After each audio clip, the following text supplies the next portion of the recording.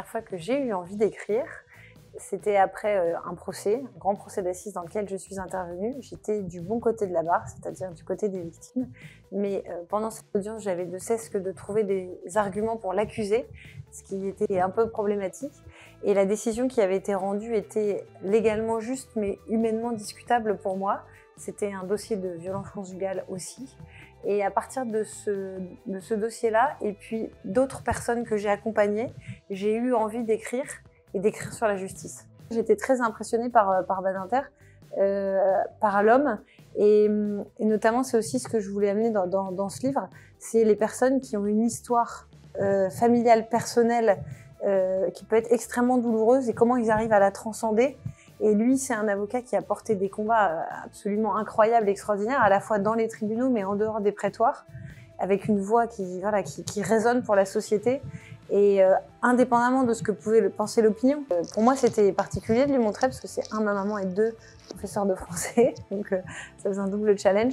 Et j'étais très touchée parce qu'elle m'a dit qu'elle était extrêmement fière, qu'elle avait beaucoup aimé, qu'elle avait vraiment été touchée par les sujets et par la qualité de l'écriture, où elle m'a dit « je m'en veux de ne pas avoir détecté ce talent-là avant, je ne vais pas me faire plus beau compliment ». Tout ce qui touche au recul des droits, je dirais. Par exemple, je pense à ça parce qu'il y a eu il n'y a pas très longtemps la journée de la femme avec la constitutionnalisation de l'avortement, qui est pour moi quelque chose d'extrêmement fort et d'extrêmement important. Et quand on voit un recul des droits, du droit de disposer de son corps pour une femme dans d'autres pays, ça, pour moi, pour ces femmes-là, c'est une injustice et ça me touche. Et j'étais contente que la France se place un peu en pays des droits de l'homme en voulant œuvrer pour ce sujet-là et en essayant d'être moteur. J'ai toujours du mal à la voir dans Première Dame parce que moi, c'est ma maman, donc avant tout. Donc, je reste assez marquée et touchée quand je la vois dans son tailleur bleu ciel en 2017 sur le tapis rouge en train d'avancer vers un destin qui lui échappe sans doute et qui la dépasse très certainement. Et je pense que c'est peut-être cette image-là que j'aurai en tête. Que celle qu'on entend encore aujourd'hui et qui circule sur le fait que ma mère serait mon père, ce qui me paraît totalement invraisemblable et abracadabrant.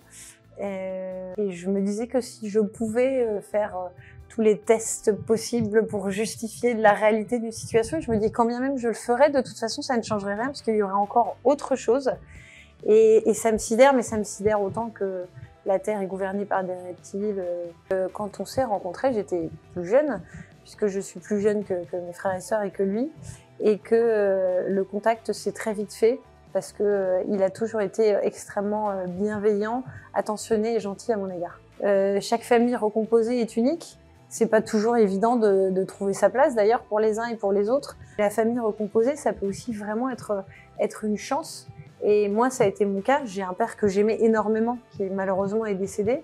Et j'ai eu la chance de rencontrer aussi Emmanuel, qui est un beau-père extrêmement aimant, qui a été très présent.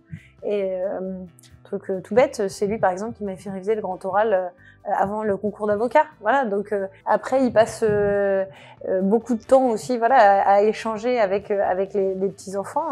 Moi c'est leur grand-père de cœur, c'est la vie. Et il passe beaucoup de temps à leur parler de tout. Et ça, je trouve ça extraordinaire parce que c'est pour l'ouverture d'esprit.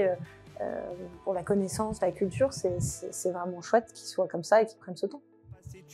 Edith de Pretto, mon kid. J'adore Edith de Pretto et cette chanson, elle m'interroge sur les stéréotypes de genre et j'adore. L'amour de Bégodeau, très très beau. J'ai trouvé que c'était incroyable sa manière de sublimer l'amour tout au long d'une vie. Je crois que c'est Sœur Emmanuelle, c'est Yalla. Je crois que je dirais ça, Yalla. J'aime bien ce mot, je le trouve plein d'entrain, plein d'énergie, d'humanité, ça lui correspond bien. Et puis, ça veut dire demain est un autre jour et on découpe la vie comme elle vient.